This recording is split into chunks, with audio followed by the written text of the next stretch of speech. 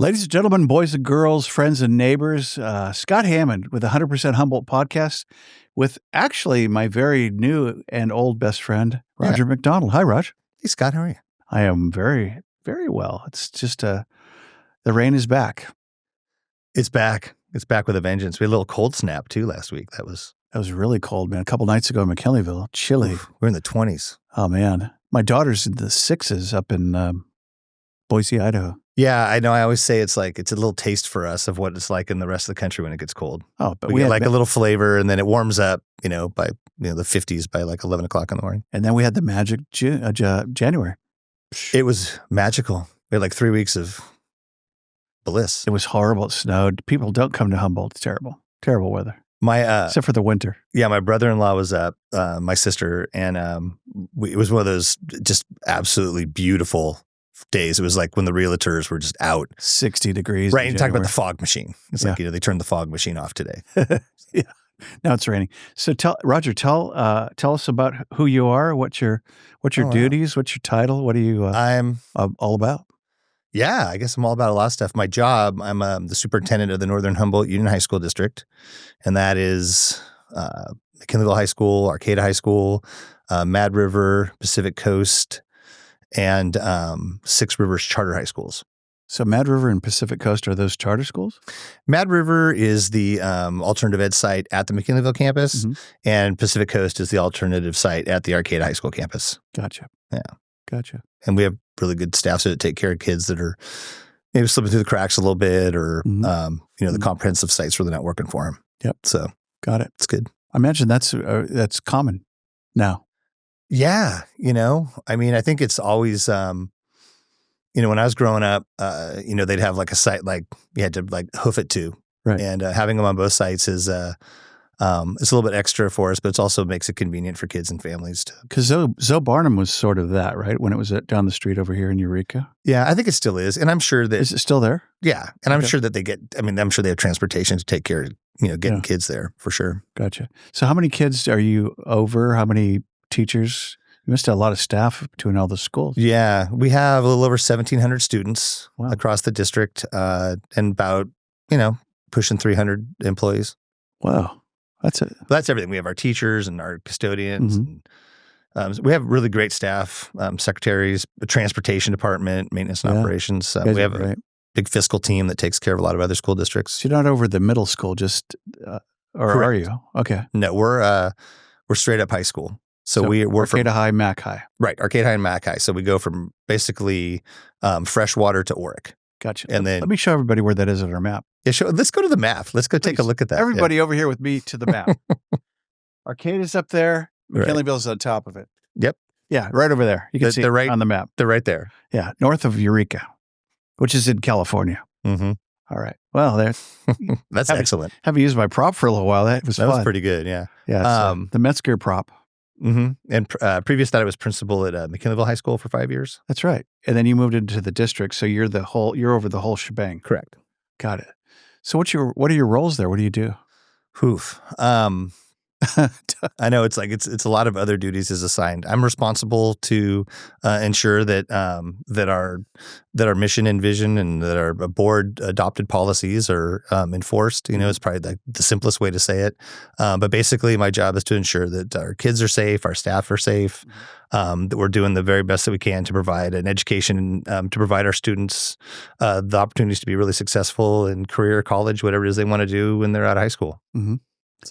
So tell me where'd you come from? The arc of your life story in a couple of minutes. So are you local? I'm not. You're Bay Area. I'm really not. Yeah, my wife is. So I have that connection. I grew up. I moved around a lot, but I'll just try and keep it somewhat simple. For the bulk of my elementary years, I lived in Southern Marin County in Greenbrae. Mm-hmm. I was raised by my grandparents, and they were amazing. Yeah, that's cool. Yeah, they were great. So I lived there until I was 12. And then we moved to Redwood City basically for middle school. And then I had high school up in Sonoma County, Roanoke Park. What got you to Humboldt? What got me to Humboldt was, my wife, essentially. When I was towards the end of high school and through college, and then afterwards I worked at a summer camp in Mendocino County. It was Camp St. Michael formerly, and now it's Redwood Adventure Camp, and which is a great place. Any of you have young middle school and high school students that want to experience just an amazing atmosphere, hit up Redwood Adventure Camp. Formerly Camp St. Mike. Formerly Camp St. Mike. Where's that? Right. Where is it in Mendo? It's in south of Leggett. So if you're driving south on 101, you will see the Eel River there to your right. Yep. Right as that slide's coming down, the old slide that was coming down, and then we're down in that riverbed down there. Beautiful. Good spot. It's a great spot. Let me show you on the map. No, I'm just kidding.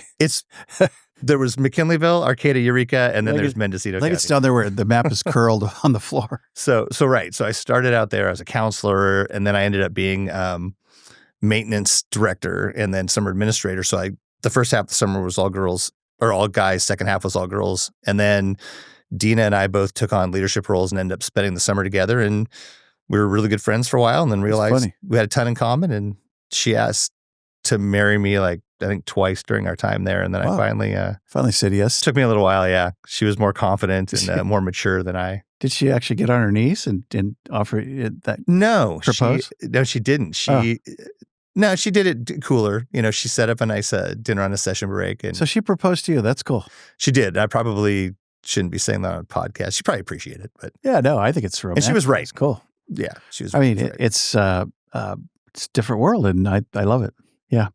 So so we ended up dating through the end of college, and then after I graduated, I went to Chico, and she was at Humboldt. I moved Chico State. Chico State, yeah. Chico State. Oh, we know about Chico State. Everybody does that. My brother-in-law went to Chico State. Scott, Chico. Oh. For sure. I get that too. It's a great school. It is. It's a great place to go to school. My daughter went. Yeah. Yeah. It's if you like the outdoors, and I got there at the tail end of the party day reputation. Right. The Playboy party school thing. Right.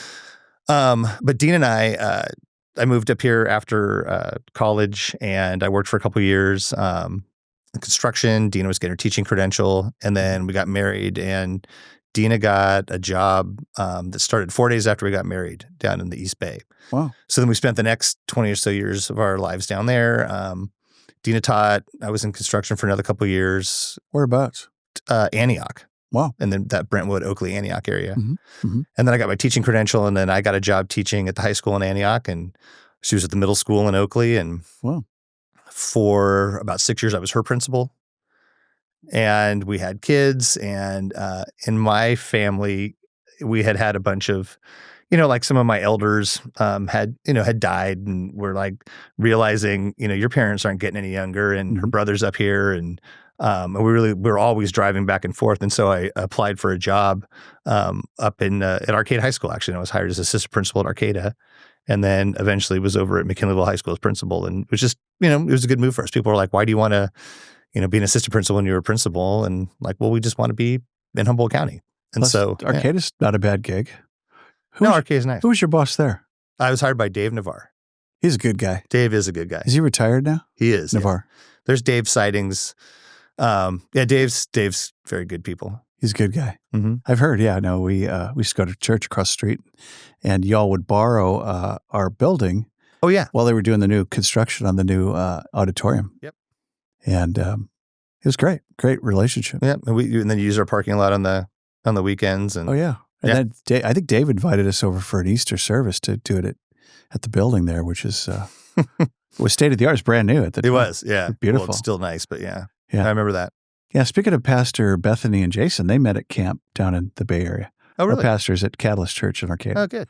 Yeah, so a lot of camp counseling couples. I don't know. I mean, it's if you're doing such good work, and it's pretty intimate. Being camping. Being in nature, and there's no radios or TVs or phones. You're just out there. And it's a simple life. And, the mission, at the time was a Catholic summer camp, and it was all about, creating that sort of Christian environment on earth, Sure. And it was just, the relationships and challenging people to be their best selves in the outdoors, right. Be a team. And so in that environment, ropes courses, backpacking, all that stuff. All the fun stuff. Yeah, you do all the fun stuff. And then you really, so yeah, it was a good nurturing place for our relationship as well. Especially down there because of the magic of the eel and the Eel Valley. And come on. Yeah, and then we'd backpack to the coast, to Rockport. And it's really, really a beautiful space. It's great. It's really nice down there, yeah. So you came up and became assistant principal. Yeah. And then it went over to Mac? Mhm. What year was that? 2012. Wow. Yeah. Time flies. I know. 'Cause I think I met you around 13 or 14. So you did. So we moved up here, and I think it was that next year. Father Mike Cloney is a good friend of ours too. What a guy. He's great. We have him over all the time. He's a sweet guy. good friend, good old friend. How old is Mike now? 107? No, he's still double digits. Kid Mike. Yeah, sorry, Mike. Yeah, Padre. I know I need to give you a buzz too. He wouldn't care. He wouldn't. I No, think it would be funny. I think he's 80. Yeah, somewhere around there. He's a good father. He's a great human. Yeah. And we ended up buying a house 3 doors down across the street before Dina grew up. Oh, wow. So, Patricia and Sabrina would, Patricia get off the bus, walk over and see her grandparents on the way home to our house and all that. It was great. How cool is Yeah, that? it was cool. It was that old fashioned, it was very good. Very Are they good still years. living, the grandparents? No, they both made it into their 90s. Wow. And so they had really good, rich, full lives. That's cool. Yeah. I like that. I haven't heard that said for a little bit. No, they were, it's good family. The DeLashmits, they both were teachers, met in Oric. They're like a really good old Humboldt County story too. They DeLashmit. met in Oric. Dina's mom was Romanini, which is a pretty big family in Oric, and they Romaninis? Yeah, she was an amazing matriarch of Oric, right? Oh, sure. Is this the lady that would shoot things that would try to get to her sheep barn? Sure. Yeah. Yeah. Back in the day. We actually did a survey. Quick story about Mrs. Romanini. What was her first name? Tiki. She was like a legend, right? She was married to Dina's uncle. Yeah. So Tiki would have been Dina's uncle. Yeah. So we got to be careful here because everyone that's up in Oric if they're watching, we want to make sure we get this right because she was like the mayor of Oric. Yeah. All three of you Oric people. I'd be surprised. Yeah. Oh yeah. No, you're right. Yeah. So Oric sits right over north on the north part. If you went, yeah. Keep going north of McKinleyville. Yeah. It's up there. Mendocino, McKinleyville. Yeah. We'll keep working our way north. And so then they, they had their time in Oric. Doris taught at Oric School, and then she came and taught at Pacific Union. And then Dina's dad worked in the woods for a long time. And then he got his credential and taught Eureka High School. He was a shop teacher. How about that? And people still, they'll hear DeLashmit, and people will say, "Hey, I have a skull boat that Wade DeLashmit built." That's Dina's dad, or they were in his shop class, and same thing with their mom. So they were both loved in the community for a long time. It's cool how educators can make that impact. Oh, yeah. We'll circle back to that, but sure. Let's go back to Oric for a sec. Let's go to Oric. Hey, we're on our way to Oric. Oric's actually a really amazing space. There's no doubt. So when I was a young State Farm agent, I was up there with Don Brown, State Farm agent for Fortuna, California. And he took me up to Tiki's house. She had just died. And he walked me through this home, and we met her nieces. I couldn't even tell you who it was now, but it was such a cool thing because she was she was legend, period. And she would sit up with her binoculars, and this is a 1/4-mile gunshot now. she would went through her sheep barns and everything down below, and then we got the tour of the house. Yeah. And I'll never forget. Yeah, no, she used to take shots at critters going after the lambs. She's just old school badass. She was. And also how many people got, in the family, it's like, I didn't get, Dina's parents got them. They're like, whether it was like the pickled goods, the canned goods. That's the other thing. Or the chocolates. And so if the way that you can actually demonstrate that you actually did have a connection would be whether you got like the plate of candies at the holidays. And it wasn't just chocolates, all sorts of different stuff. And I've heard. And there's like a lot of people that got it, or whether it was if you're connected with the rodeo up there. So just a woman that had a really big impact over a lot of people. Isn't that cool? I love that. And I think that's kind of 100% Humboldt stuff. Yeah. And there's men and women like that all over the county through history that, made Blocksburg or made Alder Point or made Mad River, whatever. And it's all those kind of pioneer souls that kind of, that'd be fun. I bet Jerry Rohde, the historian, knows about some of those people. Probably. Jerry, call me. Call him. Yeah. Call in. We'll take taking callers at the end of the show. Call. Operators are not standing by. So you became then, so you ascended from principal to superintendent. Yeah. It's funny when I look back because I never intended like I never intended to do anything other than what I was doing at the time. When I was a carpenter, it's like, Right. this is it, And then when I went back to school and got my teaching credential, I loved that. And the same thing when I was a principal, but there was an opportunity and I put in for it and I got the job. And honestly, I didn't know what I'd got myself into. It's a big job. Sure. And it's a job with a lot of responsibility. And the thing is, like, I carry that. I carry that in a it matters to me that I'm doing the best I can to take care of my people so they can take care of the rest of our community. I love it. And just make good decisions that are in the best interest of our students and their families and our staff. And I have a great team. We have exceptional.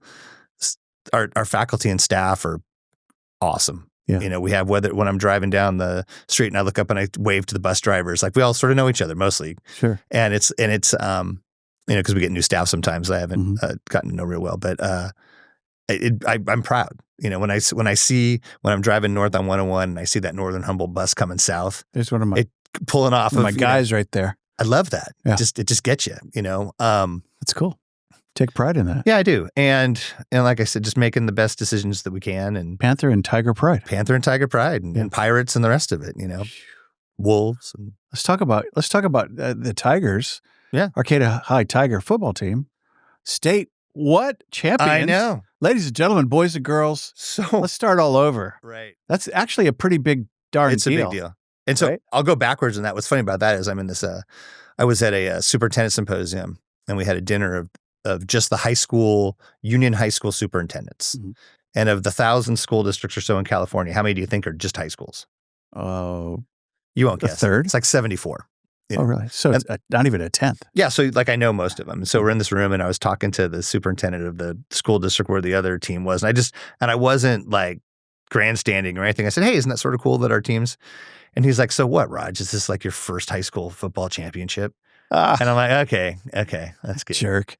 Yeah, but I'll tell you about that. I had nothing to do with that other than just like supporting the kids. Sure. The coaching staff, athletic director, the parents that support the team. It's honestly some of the nicest kids you're ever going to meet. And so it really is that it makes it that much better of a story. Yeah. When you know that the quality of the student athletes and their families supporting it, and the team around the team, and the community effort to come forward and make sure when, before we could even really engage in trying to help them as a district with their transportation, people had already pitched in and handled it because they went to, they had 2 big road trips. And then also just, having a football team that's like reaching out to the cheerleaders and bringing them all in as a family. It was cool. Sure. But it is a significant amount of pride. And, a number of those 5 a.m. greet the vans as they're leaving town and police escorts. It's cool. It's really cool. I like that. Cody's 18, so I could probably use his first name. I don't know his last. He came in for a donation with some other young gal from Arcata High. Right. Nice guy, really respectful. And just, if he's an example of the team, these guys are doing it right and pretty cool guy. Yeah. Yeah. Yeah. They're really, now where did they play? They won the championship down in LA somewhere, right? Or They're Valley? at Fullerton. Yeah. So they're playing bigger school, probably. Is it same size? Don't know that the school was that much bigger, but it was a little bit bigger, I think. Yeah. With obviously some experience in the playoffs. Probably. Been to the Super Bowl, man. Don't worry about it. Yeah, they've been. But I mean, this group was well prepared and ready to go. I think these guys will be back this year. Do they have some of their players? They have there's some seniors that are moving on, but there's some younger kids that they'll step up. I would say this was a pretty unique group, but I expect them to be successful next year too. Don't forget about James Washington, your track coach. Hi, James. Emeritus. Just talked to James a couple hours ago. What a great guy. He's legendary. Now, James is like 200 years old, isn't he? He's been around for... I think James is actually like just timeless. Like, so James, you talk about, James is going to be 45 all the time. So Dina, like James was Dina's, I want to get this, 5th grade track coach. And like Dina's close to my age, she's younger, but so this is a long time ago. You're only 49 or something. I'm 59, but 59. I was just going to take that, but just, Okay. This is more about James and me. Okay. So James has been in the community that long, right? And he, and the thing about him is he just builds relationships. People love James. He's a lovable dude, man. And he's, really done well for a lot of lot of people too. He's a Humboldt, original. Yeah. He used to hang out at the jogging shop a lot in Arcata. He still does. With Chuck Ehlers. Is that his last name? Chuck Ehlers. Ehlers. Is that Chuck? Yep. Chuck was a coach too, right, at Arcata? Chuck coached. And here's a cool story. I wouldn't tell stories about Chuck. He's my neighbor as well. Nice. And he was a friend of Dina's parents growing up. And we just, I won't go too far down all that. But we see him all the time. Chuck was track coach, I believe, at McKinleyville and Arcata High School. Mm-hmm. He was a teacher. And then his wife, Barbara, was a librarian at Arcata High. Right. So they're old school, Northern Humboldt, Arcata, McKinleyville. And when the district chose to honor James, and we don't really name things after people in our district, but the track and the little facility down there is the James Washington track. Chuck was like, I'm there.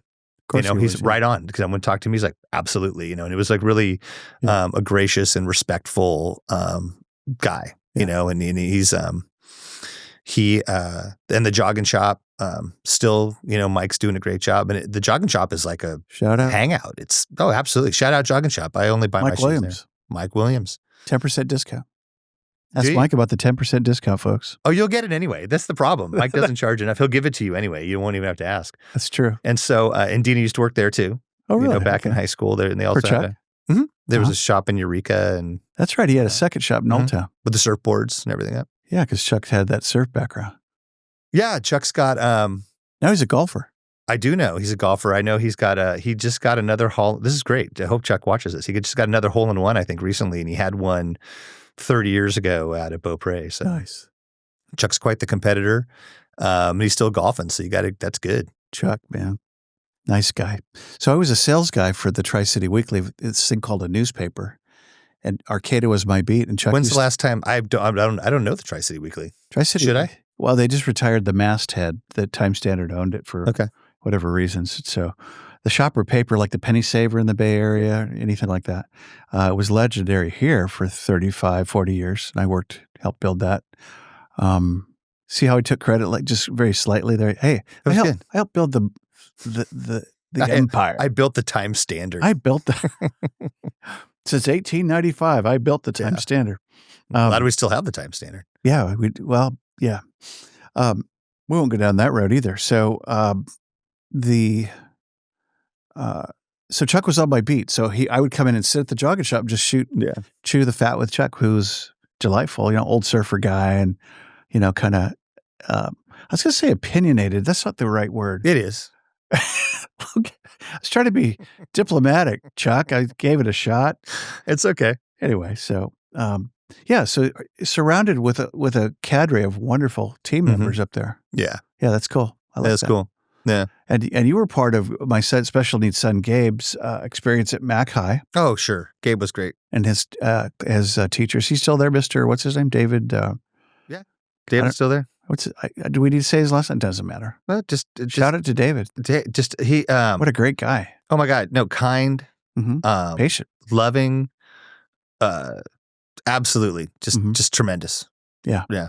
So it's okay to say we both have special need kids. Yeah. Yeah. So Gabe's got Down's and autism, and he's 23, just turned 23. Is that right?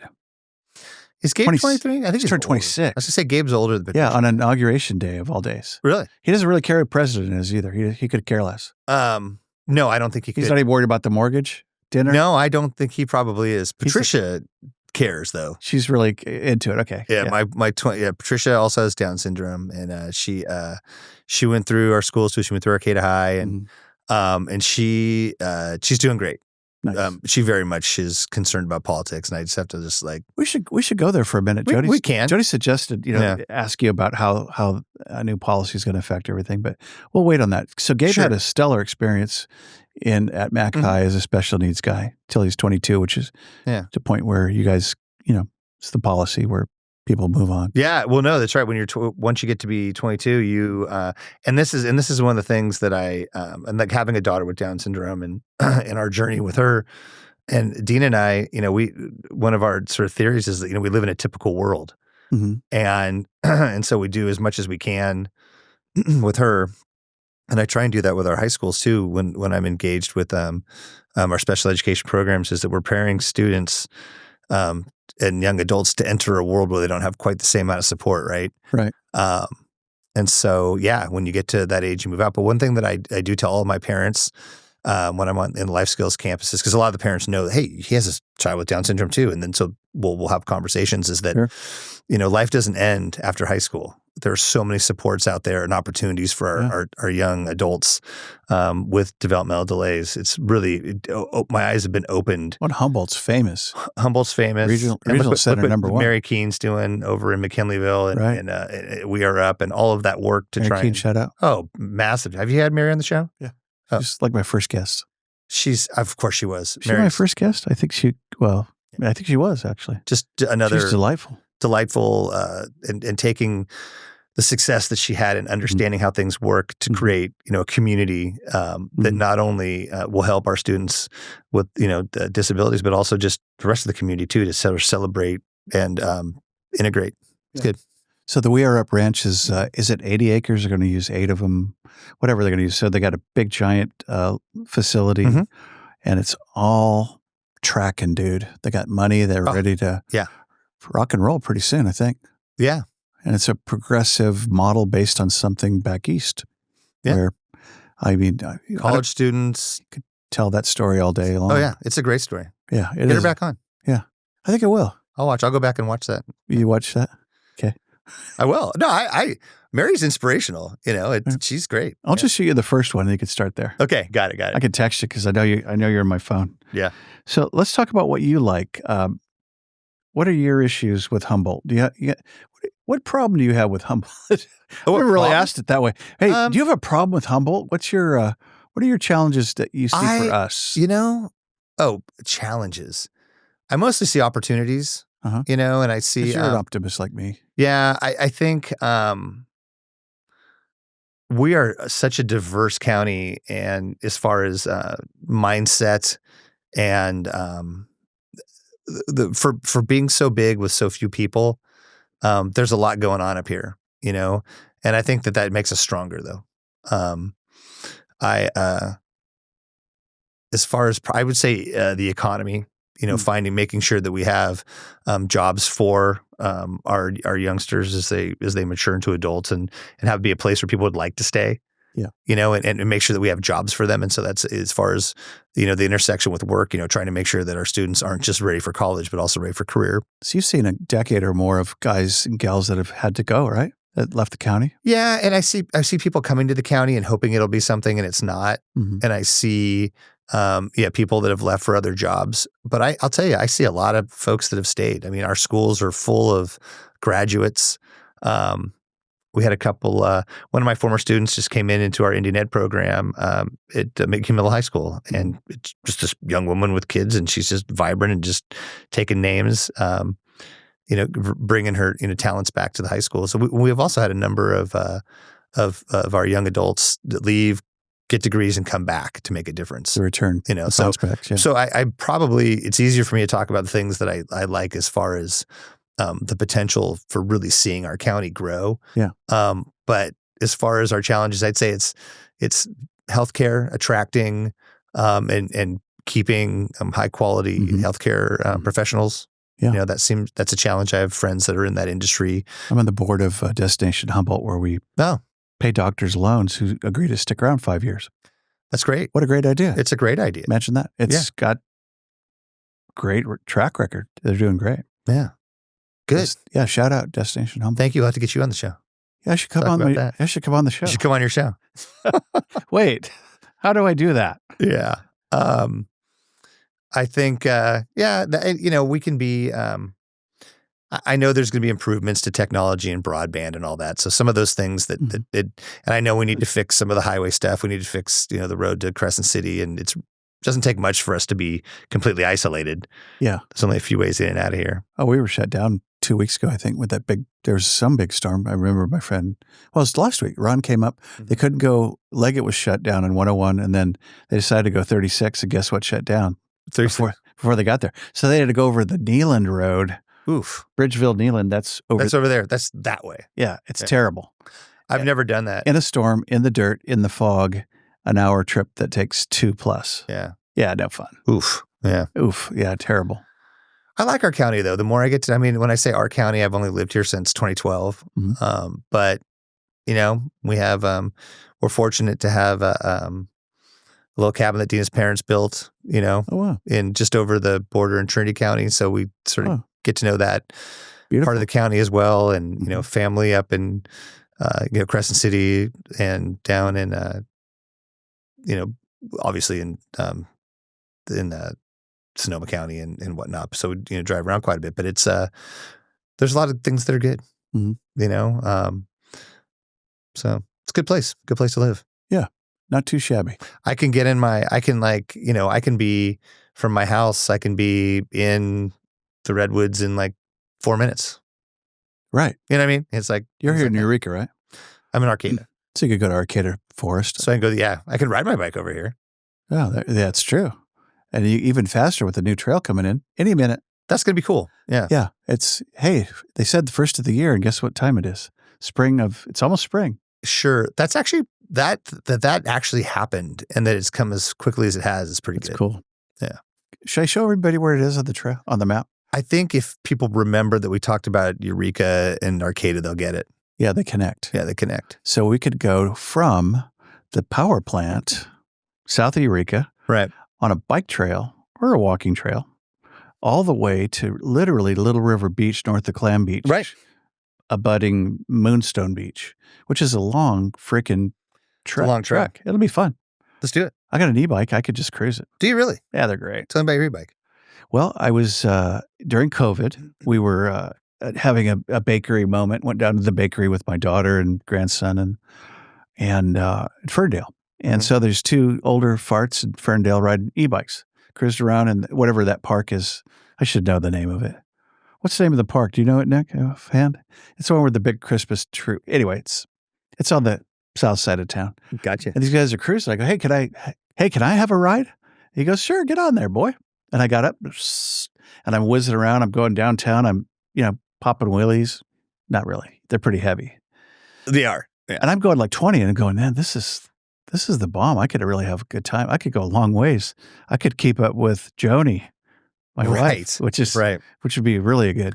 I see a lot of people, with the e-bikes. It's funny because I don't know, when I first moved up here, a couple of my teachers, like really like great teachers and also like super fit, really into cycling, got me into cycling. Mm-hmm. And so I was riding a lot, several times a week and, cool. Working my miles up. And I went on some, pretty big rides with those guys. And then Dean and I took the family to Europe for the summer to Italy. And I'm like, you know what I'm going to do? I'm going to rent a bike. And so I rented a road bike to just cycle, through, the areas that we were staying.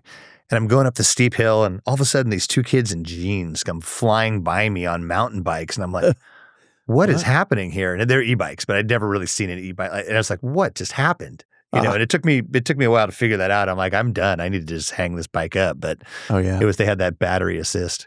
So you're super involved. As I remember, you're like Mr. Involvement. You go to sports stuff for your kids, your school kids. Sure. That's part of your gig. I think it is. I think if you're going to be like a small town, like, I mean, our school district is one of the bigger school districts in the county. It's not that big, and if you're going to be a superintendent, a leader of of an organization like that, you should be out and visible. And I enjoy it, and so I do go to, I try and make to as many events as I can just to celebrate our kids and see people. You're like me. Here's how. Probably lots of ways. Many we ways. like each other, yeah. No, but it gives you life to hang out with people. It's life-giving. So for some of us, others that will go unmentioned, it's life-taking. In other words, going out and hanging out at the Carter House or going to Mad River Brewery or whatever, an event, sport. It's like it's life-draining and life soul-sucking, which is really interesting. So I'm learning to be sensitive to that. Yeah. And to go, and there's a point where I need to back off too and for sure, go home and have we call it a quiet night in, which is, well, there's a balance, right? There's a balance. Yeah. There's two things on that. There's a balance between your family and your professional life. And sometimes that they intersect, Correct. Like, we're all doing the same thing together. And I've had to work on that to be more present to my family. Like, I'll be like, I gotta go. It's like, wait a minute, do I really? I should be with them, Yeah. Or we'll all go together, And Cool. also, and you're right, everyone's different. When I say that I think it's important, I probably should say it's important to me for me. Mm-hmm. You don't have to, but for me, I feel like I need to be engaged. And Mm-hmm. one thing that I've really So this is my 8th year in this position. When I was principal for 5 years before, and then in the Bay Area prior to that, when you're a principal, you're sort of like, you have a different role in the community. Like most people, it's like politics. Like, God, I hate the government, but I love my politician. Yeah. And I think it's somewhat, in some ways, it's like, it's easy to, because I say no a lot, it's easy to, because I have to like not know me that well or have some issues. Mm-hmm. And when I was principal, like I almost never had that because you could always work it out, Yeah. And so anyway, I say that just to say there have been periods of my time when I didn't necessarily want to go out. And I just sort of had to sort of like work that through my whole headspace too about, it's like you have ups and downs and you're in your community, but you're still in your community. Sure. And I will say that no matter what's been going on in our school district or around it or, with me or others, like it is rare that somebody will see me and be anything other than respectful and kind. That's cool. Which is great. I mean, you can always, and it's so that for me in this job, it's just good to be out and about, and in connection and be available for people if they want to share something. So sure. Yeah. Hey, I have some feedback for you. Oh yeah. Well, no, hey, well, the line isn't that. It's like, hey, I hate to bother you on a Saturday, or I hate to bother you with your family. But I always laugh, and and my family gets it too. Like they'll just take a couple steps off to the side, and it's a choice, I made that choice. Yeah, try being an insurance agent. Hey, Scott, you're out there though. You're not just an insurance agent. I mean, you're everywhere all the time. I try to be present, for the community, and you are. I think you're right though. There's a balance. It's like I don't know. Raising 9 kids, I wasn't out there at all other than I would grind and go to work every day and kill myself and commission sales. You better work your ass off because or you're not going to eat. And that's the end of the story. Oh, I cussed. So the bottom line is it's different now because it's cool to be, I'm on a board. Yeah. They accepted me in a club. I'm in a club. Whoa, they had me. Remember Groucho Marx? Yeah. I would never be part of a club that would have me as a member. Right. Hilarious. That is good. It's kind of a dad joke almost. It is. So let's talk about the club of politics. Sure. Segue. So new president, new administration, nobody can keep up with him. Joni calls him exhausting. Yeah. Wherever you stand, how does that affect y'all in Arcata, McKinleyville at this point? Are you anticipating? Are you seeing? We have a friend at church who's in the VA here locally. Sure. He goes, it's just like it's crazy pills. It is, and the change and the rapid change is affecting a lot of people in a lot of different ways. I try not, when I was younger in this role, I would be a little more like public about like my stance on things. Like when we were going through a period of time of really trying to raise our visibility of really caring and making every effort for our for our students of color and their families to close the disproportionate gaps in education. We were a little more public about that. Mm-hmm. And I think for most people, they understood, like this is what we're trying to do in our community that's got this rich indigenous heritage. Mm-hmm. And as our demographics change, we have students that, came from underrepresented groups that need more support. For the most part, people get that. I'm not going to go out there and grandstand one way or the other right now over the political divide, because people are coming from all sorts of different places on it. Sure. And it's just not a productive conversation. What we do, I said do, is we now you're cussing. I know, I'm sorry, now I'm cussing. Is that we work with some of our community partners to make sure that that some of our students and their families that are facing the potential of some actions that can be harmful for them, mm-hmm. we're trying to stay in touch with them to let them know how we can take care of them. That's cool. So I don't want to engage in a sort of binary good-bad conversation about politics right now, mm-hmm. or ever really, mm-hmm. because that that doesn't help, then you're going to have a winner or loser in that conversation. Mm-hmm. But when we're talking about this change and it's affecting so many people, my staff are legitimately concerned about their jobs right now, and and their and life your kid and their families and the right? kids. And students are too, like I walked through, I sent an email out a couple weeks ago to our students and staff and their families. And like, I'm on campus and students are like, "Hey, Macdonald, I read that email that you sent. Thanks." And so I get that, and then I'll lean into that and ask if they want to talk more about it. And so we, as far as the politics part of it, I'm more interested in how we can prepare for any consequences of the change in direction for our staff, whether it's being really, really prepared in case there are cuts and really thinking about our families that feel like that are sort of, under fire right now, that we're taking care of them. That's cool. Yeah. I like it. Human beings. Oh yeah, for sure. Yeah. I love that. Did you know Carla Darnell? She was Carla? Carla and Love Steve. Carla. Yeah. Hey, Carla. Hey, Steve. Hey, Hey, Carla. Now, Steve tells about the time where she was, in a situation to take care of students. That there was, that story doesn't really matter. But the fact is, she had the influence, the control, and some power, and wielded the power to take care of said under. I may know what you're talking about, people. And just to give her a break, won't mention the. No. But she, Carla's fearless and student centered and kind, and she was great. Got to take care of some people. Yep.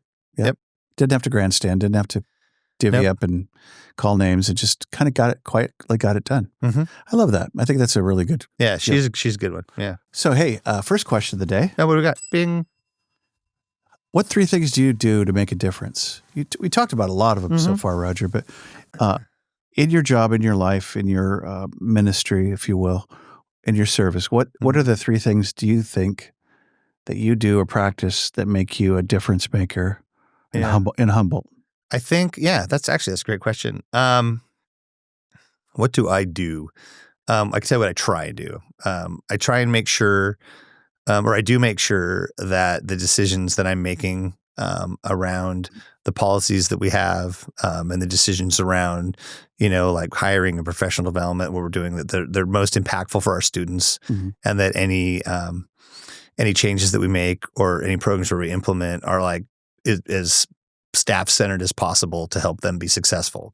So I guess trying to be other centered as far as the impact. It doesn't look like that to a lot of people, but that's, behind the scenes, that's something that I really do think about. I think well, you're juggling money and budgets and profitability, or I don't know if that's the right word. Well, it's not profitability. You're not private sector. Yeah. It's not, but it's making sure that the dollars go to in the immediate and then developing terms where it can be best supportive and effective and impactful.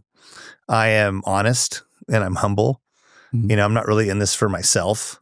I am in it for, caring for my family for sure, but also caring for my greater school community. And so that humility means that I will take a lot and I won't lash out and make a fire bigger, and I think that over the long run, I think that's helpful and makes a difference.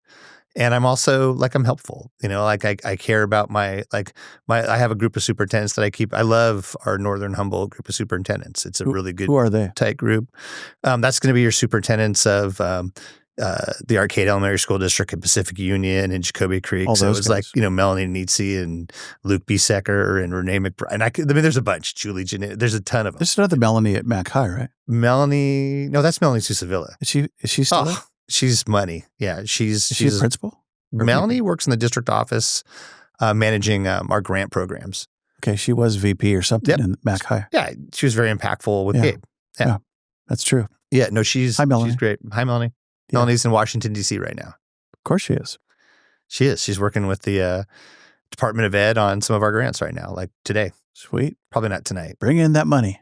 Grant money. She's going to come back with information for us. Yeah. That's cool. So, but just our little, all the associate schools that feed into our high school district, if any of us are having a problem, the rest of us will chip in and help out. Wow. Whether it's, Like Jacoby Creek Elementary or anybody. Middle. Yeah. Huh. So kind of a synergy. It is a synergy, yeah. Yeah. Yeah. Is everybody like that? All the other principals and supers? In our group, we all take care of each other, and sometimes, sometimes we're not always, we're like a little family. And but we always do show up for each other. That's cool. So it's good.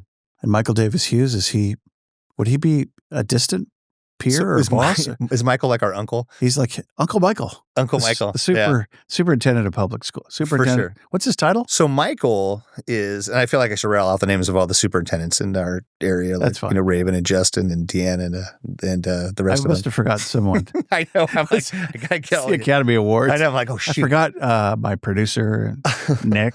Thank you, Nick, for all you do. But no, Michael is, so the county office, so in Humboldt County with our 130,000 people and 17,000 students or whatever we have 31 school districts and I think 12 to 15 charter schools. Wow. Is that a lot for our size? Yeah. Antioch, where I used to live, had 130,000 people and 20,000 students in one school district. Huh. So just for perspective. Yeah, bigger. Well, yeah, all centralized, And so all of our unique rural school districts, we function, independently and in larger groups. We have 3 main groups. We've got the Eel River group around Fortuna High, the associate schools gets together.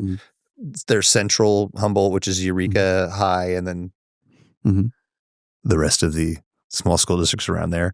Very nice. Yeah, very nice, very nice. And then the way you say it like that. And then you're right. You bring back to the microphone. My inexperience. It's fine. You're great. It's my first podcast, Scott. It was mine too. I don't know what I'm doing here. And then Michael in the county, they provide their prime duties are to provide oversight for our LCAPs and to make sure that everybody gets paid. 3 areas then. Eel River. What were the other 2? Well, there's Southern Humboldt. Okay. Which is Southern Humboldt. And then there's Eel River, and then there's Central Humboldt, which is Eureka City Schools, and then the Freshwaters and the South Bays and the rest of them. And then there's Northern Humboldt, which is us. Would include Hoopa and Trinity. Well, no, and then I was saying, then there's Klamath Trinity and KT, and they're great. I mean, they're doing great work up there. I like that, the KT Valley. Yeah, no, they're great up there. And it's just hard. It's hard for them to make it down to things like it's remote. When there's events at the county, it's an hour plus, and then the weather, and then it's 2 hours because you drove, and then the meeting's 2 hours. You just spend an entire day at a meeting. Yeah, and that's one thing that we got out of COVID was a lot of those meetings can happen remotely. So people can get the information that they need without having to drive down. Let's talk about the big C, COVID. How did COVID affect your educational world, Roger? What did COVID do to? It was rough. COVID.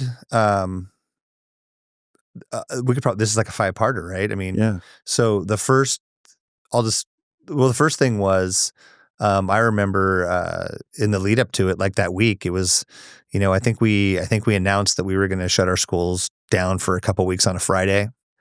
And it was just the Wednesday before that we were in a meeting at the county office with everybody talking about what are we going to do? Something's happening. Yeah. And but the thing about it that was hard, like, I think it's great that we all have the autonomy that we do, but I do at the time, I remember we were all sitting around, it was Saturday and we're in the conference room over at McKinleyville by my office over there, and all the principals and all the district admin and the, Sarah with transportation and John with me, all of us were in there waiting for this. We were waiting for the governor to come on. And the governor, we waited the podium. They showed us on TV. There was the podium waiting for the governor to tell us what to do. Huh. And we never really were told what to do. Huh. Like usually there's like a protocol or there's something to follow. Was it Newsom then? Yeah, it was Newsom. Yeah. But I mean, they never really took the responsibility to say, this is how you need to interact with this COVID. There's guidelines, but everybody could sort of pick and choose in our schools how we responded to that. Boy, that's got to be hard. It's not uniform. But this is where and so I guess you could say it was hard because we were each sort of forced to make our own decisions. And however, it was also good because different communities got to choose what they thought was best for them. Yeah. But I've always wondered, like, how is public health something that, like, a superintendent who is trained for education and a school board who are volunteers in the community should be given that responsibility, Right. Everyone did the best they could do. Right. Everyone in that time was working hard to ensure for the safety and the success of our students. Those times were wild. You look back, the testing and the all of the work that was done just to sort of keep track of how many students were in a space with a certain amount of distance between them. All this stuff, Wow. But what it did is it really affected our community. We were having board. I remember sitting in my office past midnight at a school board meeting that started at 6:00, with still a couple hundred people online, not happy. Yeah. Not happy because they were afraid that we weren't being safe enough, or not happy because we weren't providing enough in-person, face-to-face instruction. And every single person that was complaining was right. Right. You know what I mean? Yeah. They were all right because of their family situation or the health of their own family or the needs of their own family. And so that was definitely challenging as far as you guys could win. No, it was a no-winner. I mean, we kept doing the best we can to do the very best that we knew how to do. So I'm actually proud of the work that we did, and I'm really proud of my staff and my teachers and everybody for. But it was just we probably were given too much freedom, and probably were given too much money at one time without a longer timeline to spend it to implement. I mean, it was. Things were happening in a way that made it very difficult to manage. Yeah. And so, I think there was, some definite pushback from the community. There was some trust that was, this is across the country, the world, the county, for sure. So you had some families picking up and moving their kids to other schools. What you saw were, some schools, some of our charter and private schools, like their enrollment jumped up because they had the flexibility and they were willing to do that. It was tough, It was tough. Good things that came out of it, better instructional practices for kids that can't be at school. So like if you're sick, it's for students that are missing some school, our teachers are doing this amazing job of putting their in-person classroom onto the Google Classroom. Perfect. And so there's a lot of that stuff that came good. through that. Yeah. Yeah. That came through. Yeah. And now we're seeing attendance rates come back up. But we're definitely seeing a group of students that doesn't have the same skills or knowledge that we're accustomed to at different times, whether it's fourth grade or whether it's 11th grade. So there was a deficit definitely affected. Yeah. Yeah. I imagine emotionally and mental health stuff too. 100%, all of it. Yeah, and so, which is pretty ubiquitous, right? Across the nation. Yeah. The world. Yeah. Oh yeah. It was, for some, it was such a lonely, scary place to be, Weird. Yeah. Yeah. Like for me, my hair grew out. I gained weight. I know a lot of my friends live their best lives, but I went to the office every day. I worked from home like one day and I'm like, I can't do this. Yeah. I couldn't stay home for no. So for me, I actually, I have stories of my friends and family that they spent months just exercising and doing, eating perfect food and stuff cool. It was great. And, I didn't make that choice. Looking back, I probably should have been more selfish, a little bit, but I wasn't. Old Catholic guilt, maybe. I don't know. It happens. Yeah.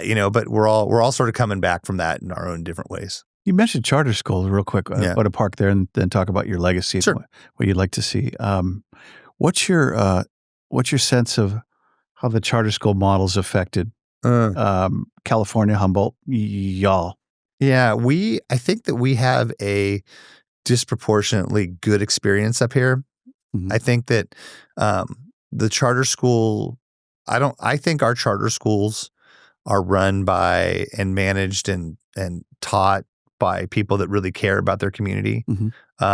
I can't say that for all the charter. There's lots of, we don't need to get into just internet, whatever, of the charter schools that are scams, right? Yeah. That just were there to generate revenue for the charter director and a few key people. And so there's lots of stories of charter schools that have just taken. I think our charter schools up here by and large have really given. They've given a different nice. Yeah. So I have a different perspective on charter schools than I think a lot do. But I would also say this as a public school educator, you and I know firsthand, we both have children that would not have made it at charter school. My younger daughter, she can go wherever she wants. But, we have students with disabilities. We have students with families who don't have means to get them to different places. And I don't think there's a better place to raise a student, to raise a citizen than a public school. So I definitely am a proponent of our public schools. I just, if you polled me compared to a lot of my colleagues that are superintendents, I would have more positive things to say about our charter schools than others would. Got it.